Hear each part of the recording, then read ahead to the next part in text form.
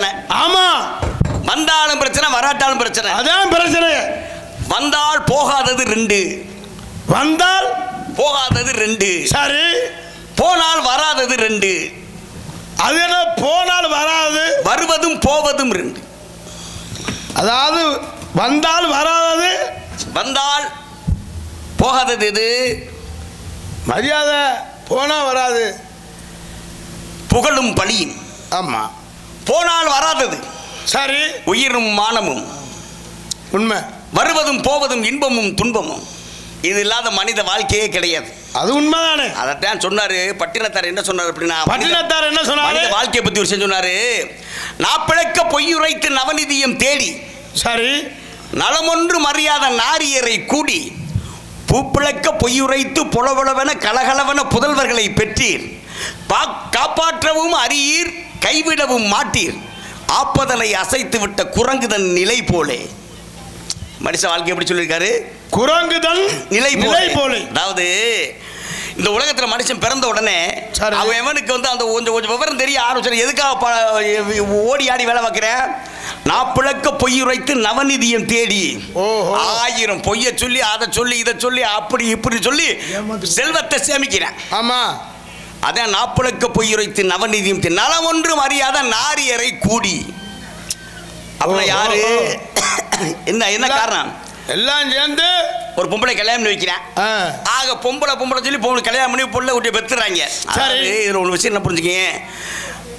இந்த விஷயத்தை நாப்பிழக்க பொய்யுரைத்து நவநிதியம் தேடி நலமொன்றும் அறியாத நாரியரை கூடின்னு சொல்லி பட்டினத்தார் சொன்ன விஷயத்தை சினிமாவுக்காக கண்ணதாசன் மாத்தி எழுதினாரு.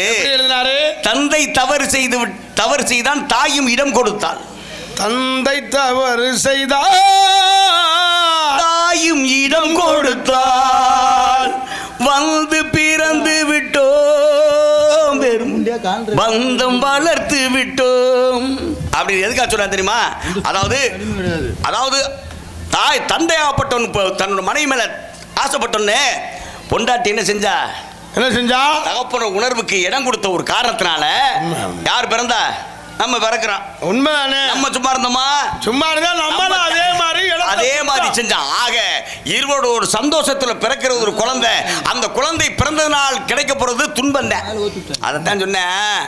நாப்பிழக்க பொய்யுரைத்து நவநிதியம் தேடி நலமொன்றும் அறியாத நாரியரை கூடி, பூப்பிழக்க பொய்யுரைத்து புலவளவன கலகலவன புதல்வர்களை பெற்றீர், காப்பாற்றவும் அறியீர், கைவிடவும் மாட்டீர். இப்போ வந்து கல்யாணம் பண்ணாச்சு, குழந்தை ஊட்டி வச்சாச்சு, ரொம்ப வசதி வாய்ப்பு இல்லை, ரொம்ப சிரமமா இருக்கின்றக்காக வந்து பெத்த பிள்ளைய மறந்து வச்சு கொல்ல முடியுமா? அது எப்படிங்க? இல்ல விட்டுட்டு பெத்த பிள்ளைய போய் கொல்ல முடியுமா? இல்ல விட்டுட்டு ஓடிட முடியுமா? அது எப்படி?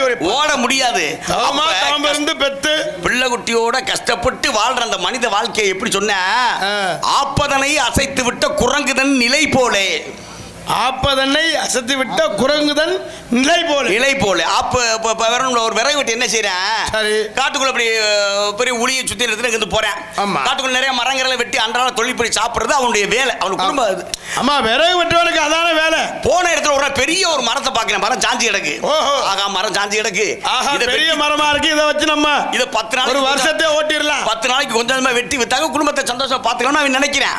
அதுக்காக இந்த மரத்தை எப்படியாவது நம்ம 2 பிறந்து வரணும்னு சொல்லி ஒரு ஆப்பை வச்சு கொஞ்சமா உள்ள இறக்கிறேன்.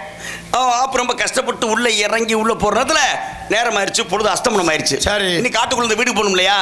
இதனால என்ன செய்யற அப்படின்னா வந்து அந்த அடிச்ச ஆப்பை எடுக்காம யார் வர போற காட்டுக்குள்ள? அதான் யார் வர போறாங்க? அப்புறம் நாளைக்கு வந்து உடச்சுக்குருவோம், அப்புறம் எடுத்துக்குருவோம் போறதுதானே. அடிச்ச ஆப்போட விட்டு மத்த அப்படி வீட்டுக்கு கிளம்பி போயிட்டேன். சரி, இவன் போன கொஞ்ச நேரத்துல அந்த பக்கம் சுத்தி தெரிஞ்ச ஒரு குரங்கு என்ன செய்யுது? அங்க இருந்து தப்பிச்சு வந்து இந்த மரத்து மேல ஏறி அங்கிட்ட விளையாடு வந்து பாக்குது. இந்த ஆப்பை பார்த்து அது புதுசா தெரியுது. இதுல ஏதோ மரம் இருக்கு, ஆனா இதுக்குள்ள இப்படி ஆப்பை இறக்கி இருக்காங்களே, 2 புடவா இருக்குன்னு சொல்லி பார்த்துட்டு அந்த ஆப்பை அசைச்சு பார்க்குது, அசைக்க முடியல. ஓடி ஆடி அங்கிட்டு மறுபடியும் அசைக்க ஆப்பு அசைவு கொடுத்துருச்சு. அசைவு நம்ம ஓயாம ஆட்டிச்சுன்னா அது அசைவு கொடுக்கும்ல. அசைவு கொடுக்க கொடுக்க கொஞ்சம் கொஞ்சமா ஆப்பு மேல வர வர வர வெறுக்குன்னு புடி பிடிச்சு. குரங்குக்கு சந்தோஷம் தாங்க முடியாம பிடிக்கிருச்சு. குரங்குக்கு சந்தோஷம் இல்ல, ஆப்ப புடுன்னு குரங்கு வீழு வீழு கத்த ஆரம்பிச்சிருச்சு. ஓ போய் மாட்டிக்கிருச்சு போல. என்ன காரணம்? ஆப்போட வாலு மாட்டிக்கும், குரங்கோட வாலு மாட்டிக்கிருச்சு. போச்சா? அப்ப ஆப்ப புடுங்கின உடனே அதுக்குள்ள வாலு மாட்டின குரங்கு எப்படி கத்திக்கிட்டு இருக்கு, விட்டுட்டு ஓட முடியல, சும்மா இருக்கவும் முடியல. அம்மா சும்மா இருந்த மரத்தை போய் அந்த ஆப்ப போய் நோண்டி. இதுதான் மனுஷனோட வாழ்க்கை இன்னைக்கு. என்ன சொன்ன? ஆப்பதனை அசைத்து விட்ட குரங்கு நிலை போல அப்படின்ற மாதிரி மனித வாழ்க்கை விட்டுட்டு போக முடியாம காப்பாற்ற முடியாம இப்படி வாழ்ந்துகிட்டே இருக்கு. காரணம் என்ன? எல்லாமே மனிதனோட ஆசை. ஒருத்தனும் ஒரு ஆசை. ஏன்னா ஆசையா இருக்க வரைக்கும் பிரச்சனை கிடையாது. அதுவே பேராசையா மாறுச்சுன்னா அது பேராஜானா அது பெரு நஷ்டத்துல கொண்டே விட்டுரும். அந்த மாதிரி அளவுக்கு மீறினால் அமிர்தமும் நஞ்சு. அளவுக்கு மீறினால் அமிர்தமும் நஞ்சு. ஏன் அளவுக்கு மீறினால் அமிர்தம் நஞ்சுன்னு சொன்னாங்க? எங்க ஒரு உணவு உண்றோம், உணவு உண்ணோம்னா ஒரு அளவா சாப்பிட்டோம்னா நமக்கு எல்லாமே சரியா வரும். அதுக்கு தான் சொன்னேன், உலகத்துல அறிவாளி யாரு? உலகத்துல அறிவாளி யாரு? தன்னை உணர்ந்தவன் அறிவாளி. சரி. தன்னை உணர்ந்தவன் முட்டாள். தன்னை உணர்ந்தவன் யார் தெரியுமா? யாரு? நான் இருக்கேன்னு வச்சுக்கே, நம்ம எவ்வளவு நேரம் தூங்கணும், என்ன சாப்பிடணும், என்ன சாப்பிட்டா நம்மளுக்கு ஒத்துக்கிறேன், எது நம்மளை சாப்பிடாது, நம்மளால என்ன முடியும், எந்த வேலையை நம்ம செய்யக்கூடாது அப்படின்னு தன்னைத்தானே உணர்ந்து கொள்கிறவன் தான் உலகத்தின் மிகச்சிறந்த அறிவாளி. உண்மை உண்மை உண்மை. உலகத்தின் சிறந்த அறிவாளி. அந்த மாதிரி இப்ப ஏன் தடுத்த? எங்க நீங்க என்கிட்ட போகுதுவார்னு சொன்னதால நம்ம இடத்துல சத்தம் கேட்குறேன்னு உங்களை நான் தடுத்தேன். போனதுனால தான் நான் வந்தேன். ஐயா போனதுனால நீங்க வந்தீங்க. இப்ப என்ன விஷயமா வந்துட்டீங்க? உன்னை தேடி வந்தேன். அதுதான் ஒன்ன தேடி வந்திருக்க முடியல. அதான் என்னது? எனக்கு தேவையான ஒன்றை தேடி வந்தேன். உங்களுக்கு தேவையான ஒன்றை தேடி இருக்கீங்க. அதான் என்னதுன்னு கேட்டேன். ஒன்னது இல்லை என்னது? அட உங்களுக்கு தாங்க. அதான் என்னது? அதுதான் ஒன்னது இல்லை என்னன்னு சொன்னது. என்ன தெரியுமா அது? என்னது? ஒரு மான். மான் இங்க வரல. மானுங்கிற இருக்கு இல்லைங்கிற அங்க நான் சொல்றேன்ல. நான் பொய்யா சொல்றேன். நாங்க என்ன பொய்யா சொல்றேன்? கருப்பா உள்ள பொய் சொல்லுவானா? கருப்பா உள்ள பொய் சொல்லுவானா? பொய்க்கும் கருப்புக்கு என்ன சம்பந்தம்? கருப்பா உள்ள பொய் சொல்ல மாட்டேன் அப்படின்னு யார் சொன்னது? அந்த சொல்றேன். நீயா சொன்ன? எங்க மானு வரல இங்க. நான் எப்போ தூங்குறவே இன்னைக்கு முழிச்சுக்கிட்டே இருக்கேன். அதனாலதான் பார்த்தேன். அதனாலதான் எப்பயும் தூங்கிட்டேன்னா ஒரே வாரத்துல ஐயா தூங்கிட்டே மானு ஓடிச்சுன்னு போயிடலாம். முழிச்சுக்கிட்டே இருக்குன்னு சொல்ல பாத்தியா? முழிச்சுக்கிட்டே இருக்கும்போது ரொம்ப அசர ஆரம்பிச்சு ஆளு கண்ணு திறந்தே இருக்கு. ஆனா எந்த கவனமும் இல்லாம பிடிக்க போறா. விஷயம் தெரியுமா? உலகத்துல திருட்டு இருக்கு பாத்தியா? திருட்டு எந்த நேரத்துல நடக்கும் சொல்லுவாப்பா? திருட்டு எந்த நேரத்துல? சரியா 3 மணிக்கு நடக்கும். ஏன் 3 மணிக்கு சொல்றேன்? அந்த நேரத்தை எல்லாரும் அஜந்து தூங்குவாங்க. பேசாம இருக்க முடியாதுனால பேசாம இருக்க சொல்றபடியே ஏன் பேசிட்டு இருக்கிறபடியே உங்க அமைதியா இருக்கு. முதல்ல எங்களுக்கு பேசுறாங்க தெரியும். உன் வேலையை மட்டும் நீ பாரு. அங்க கூட உங்க பேசிக்கிற நீ பேசிக்கிறேன். அதைத்தான் சொன்னேன். அதைத்தான் அமைதியா இருந்தோன்னே நான்.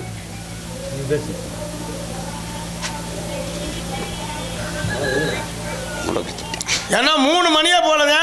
3 மணிக்கு அதாவது ஒரு நாளைக்கு 8 ஜாமான். ஆமா, ஒரு நாளைக்கு 8 ஜாமான். 24 மணி நேரம் 8 ஜாமம்னா 3 மணி நேரங்கள் கொண்டது ஒரு ஜாமான். ஆமா. இதுல இரவு நேரத்துல அந்த 3 மணி கடைசி 3 இருந்து 6 மணிக்குள்ள இருக்க ஜாமான் இருக்கு பாத்தியா?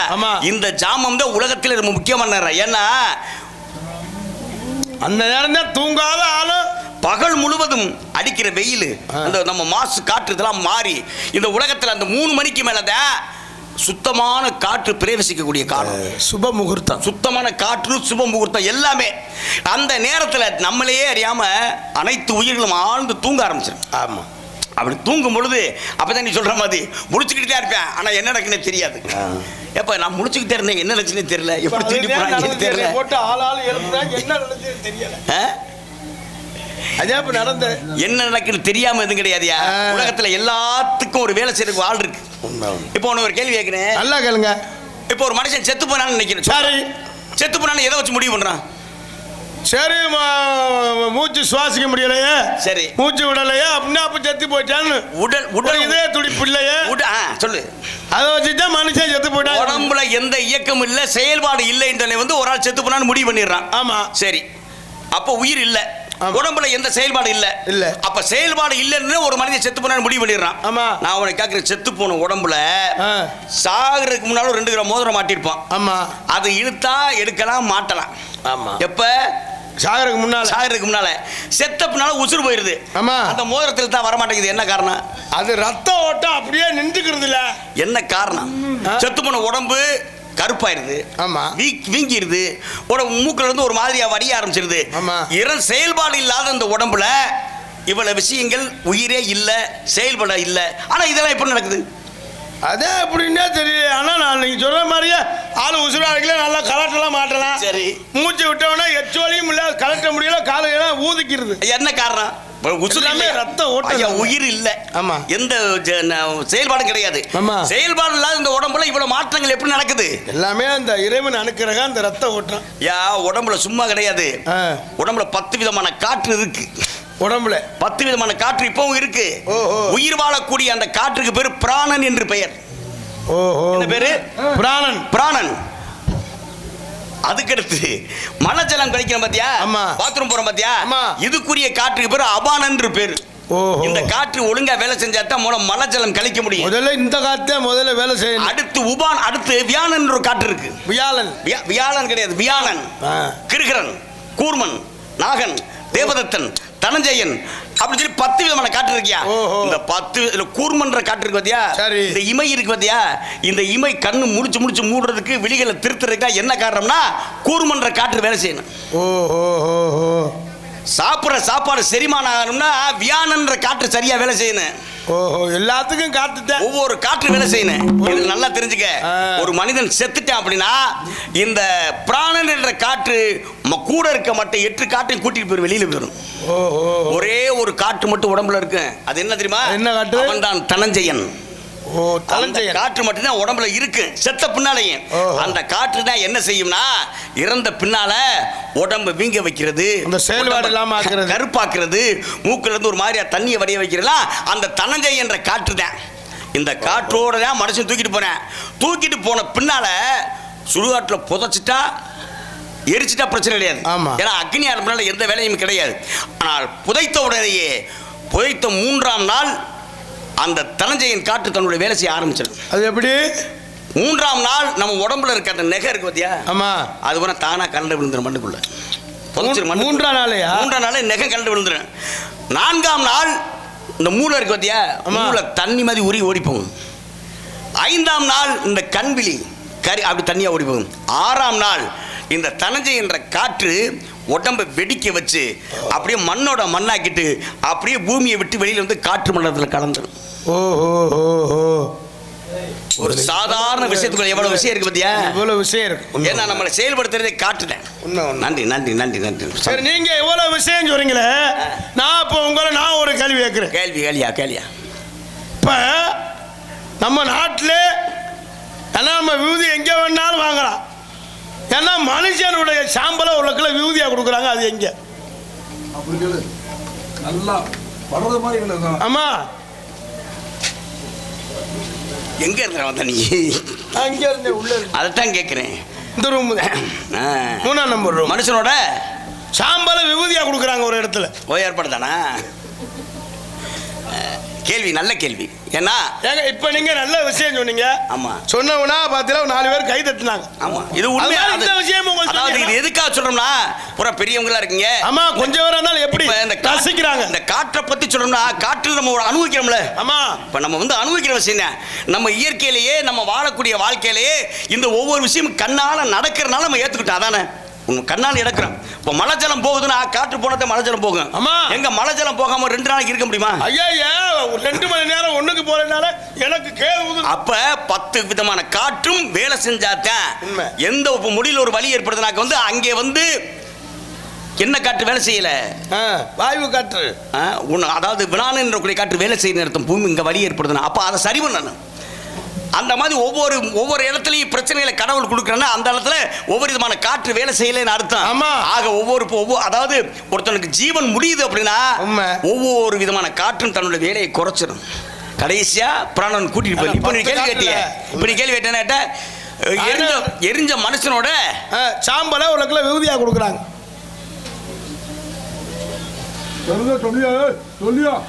நீ மட்டும் எத்தனை காலி என்னை கட்டி சொன்னீங்க. சரி, இப்போ சிவன் கோயில் போனால் என்ன கொடுப்பாங்க? சிவன் கோயில் போனால் விபூதி கொடுப்பாங்க. பெருமாள் கோயில் போனால் கோயிலுக்கு போனால் இது கொடுப்பாங்க, நாம கட்டி கொடுப்பாங்க, இல்லைன்னா துளசி தீர்த்தம் கொடுப்பாங்க. சரி, பரவாயில்லையே. ஆஞ்சநேயர் கோயிலுக்கு போனா ஆஞ்சநேயர் கோயிலுக்கு போனா செந்தூரம் கொடுப்பாங்க, செந்தூரம். ஆமா. சக்தி அம்மன் கோயிலுக்கு போனா அம்மன் கோயிலுக்கு போனா குங்குமம் கொடுப்பாங்க. சரி. சில கோயில்ல மஞ்சத்தூள் கொடுப்பாங்க. அது நாகமாதா கோயில் மாதிரி கோயில் குங்குமம் அப்படி கொடுப்பாங்க. ஆனால் எரிந்த மனிதனின் சாம்பல், சுருக்கமாக புணத்தோட சாம்பல். ஆமா. இந்த புணத்தோட சாம்பலை விபூதியா கொடுக்குற கோயில் இது. ஆமா. நான் வாழக்கூடிய நாடு எந்த நாடு? இந்தியா. ஐயோ அது மாநிலம்யா. தமிழ்நாடு. இந்தியா தான் நாடு. ஐயோ அது மாநிலம்ங்க. நான் வாழக்கூடிய மாநிலம் தான் தமிழ்நாடு. நான் வாழக்கூடிய நாடு இந்தியா. வாத்தியாருக்கு படிச்சாலே நாடு வந்து இந்தியாங்க. வாழக்கூடிய நாடு இந்தியா. நம்ம வசிக்கக்கூடிய மாநிலம் தமிழ்நாடு. தமிழ்நாடு. மொத்தம் 32 மாநிலம் இருக்கு. இந்தியா என்ற கூடிய ஒரு நாட்டுக்குள்ள எத்தனை மாநிலம்? 32 மாநிலம். இந்த இந்தியாவை எத்தனை வகையா பிரிச்சிருக்கான் தெரியுமா? எத்தனை வகையா? கிழக்கிந்தியா, மேற்கிந்தியா, வடக்கிந்தியா, தெற்கிந்தியா, மத்திய இந்தியா. ஆமா. எப்படி? கிழக்கிந்தியா, மேற்கிந்தியா, வடக்கிந்தியா, தெற்கிந்தியா. இப்ப நம்ம திராவிடம் சொல்றோம்ல. ஆமா. திராவிட நாடு, திராவிட நாடுன்னு சொல்றானே. திராவிடம்ன்றது எத்தனை மாநிலங்கள் கொண்டது? அதுதான் அன்னைக்கு நான் ஊர்ல இல்ல. ஏன்னா ஒரு விஷயம் சொன்னா சரியா சொல்லணும். நான் அன்னைக்கு ஊருக்கு இல்ல. எங்கள் திராவிட பொன்னாளே கலைமேவும் திருநாளே, திராவிட பொன்னாளே கலைமேவும் திருநாளே, பாருங்கும் ஒளி வீசும் பள்ளிதலேறு அவதரித்த நன்னாளே, எங்கள் பாரத பொன்னாளே புகழ் வீசும் தமிழ்நாடு. ஐயா அது இருக்கட்டும், திராவிட பொன்னாடு. திராவிடம் என்பது என்ன அப்படின்னா ஆந்திரா, கர்நாடகா, கேரளா, தமிழ்நாடு. ஆமா. இத்தனை மாநிலம் கணக்கிட்டா திராவிடம் என்பது பெயர். உண்மை. ஆக இந்த இத்தனை விதமான இந்தியாவில் மத்திய இந்தியான்னு ஒரு ஏரியா இருக்கு. மத்திய இந்தியா. மத்திய இந்தியானா எது? மத்திய மையத்தில் உள்ளது போல. ஆமா. மத்திய பிரதேசம், ஆமா. உத்தரப்பிரதேசம், ஆமா. பீகார், ஒரிசா, அஸ்ஸாம் இதெல்லாம் அடங்கிய மாநிலங்கள் தான் மத்திய இந்தியா. இந்த மத்திய இந்தியாவில் உள்ள ஒரு முக்கியமான மாநிலம் மத்திய பிரதேசம். உண்மை. எவ்வளவு? மத்திய பிரதேசம். மத்திய பிரதேசம். இதுல மத்திய பிரதேசத்துக்கு பக்கத்தில் இருக்க உத்தரப்பிரதேசத்துல தான் இந்தியாவிலேயே அளவுக்கு அதிகமான சட்டசபை தொகுதிகள் கொண்ட ஒரே மாநிலம் எது? உத்தரப்பிரதேசம். தான் பெரிய மாநிலம் இந்தியாவிலேயே. ஏன்னா இதுல என்ன விஷயம் அப்படின்னா, அந்த மத்திய பிரதேசத்துல ஒரு இடம் இருக்கு. மத்திய பிரதேசத்துல ஒரு இடம் இருக்கு. அதுதான் உஜ்ஜயினி. உஜ்ஜயினி அப்படின்ற ஒரு இடம் இருக்கிறது. அந்த உஜ்ஜயினியில் வந்து ஒரு சிவன் கோவில் இருக்கிறது. அந்த சிவன் கோவிலோட பேரு மகா காளேஸ்வரர் திருக்கோவில். ஓஹோ. என்ன கோவில்? மகா காளேஸ்வரர் திருக்கோவில். காலத்தை நிர்ணயிக்கக்கூடிய கடவுள். அங்கே இருக்கும் மூலவர் லிங்கம். எங்கேயுமே எல்லா கோயிலும் பாருங்களேன், மூலவர் கருவறையில் சாமி இருக்கு. உற்சவமூர்த்தி ஒருத்தர் இருப்பார். உற்சவமூர்த்திக்கும் மூலவருக்கு என்ன வித்தியாசம்? மூலவர் உள்ள இருப்பாரு, வெளியில எடுத்து கொண்டு வர முடியாது. மூலவருக்கு அபிஷேகம் ஆராதனை அங்கே நடக்கும். ஆனா உற்சவமூர்த்தி வந்து கோயில் திருவிழா நடக்குது, வீதி உலா போகுது, தேர்ல சப்பரம் போகுதுன்னா அந்த அங்க வச்சிருப்பாங்க. அதுக்கு பேர் தான் உற்சவமூர்த்தி. உள்ள இருக்குது மூலவர். ஆனா அந்த கோயில மட்டும் பாருங்க, மூலவரும் லிங்கம் தான், வெளியில இருக்கவர் லிங்கம் தான். இந்த லிங்கத்துக்கு ஒரே ஒரு அபிஷேகம், 2 அபிஷேகம். என்னன்னா வெளியில இருக்க லிங்கத்துக்கு போதை வஸ்துக்கள் தான் அபிஷேகம். அதாவது சாராயம், காந்தி, என்னென்ன போதை வஸ்துக்கள் இருக்கோ அதை போய் அவங்களாவே ஊத்திக்கலாம். எங்க? அங்க உள்ள. வெளியில உள்ள வந்து என்ன அப்படின்னா, லிங்கத்துக்கு முதல் நாள் சுடுகாட்டிலே எரிந்த பிணத்தின் சாம்பலை அள்ளி கொண்டு வந்து அந்த லிங்கத்துக்கு அப்படியே போட்டு ஒரே அபிஷேகம் தான், வேற எதுவும் கிடையாது. ஏன்னா எரிஞ்ச பிணத்தோட சாம்பல் தான், வேற எதுவும் கிடையாது. அப்படியே அபிஷேகம் பண்ணிட்டு வரக்கூடிய பக்தர்கள் எல்லாத்துக்கும் அந்த புணத்தோட சாம்பலத்தை விபூதியா கொடுப்பாங்க.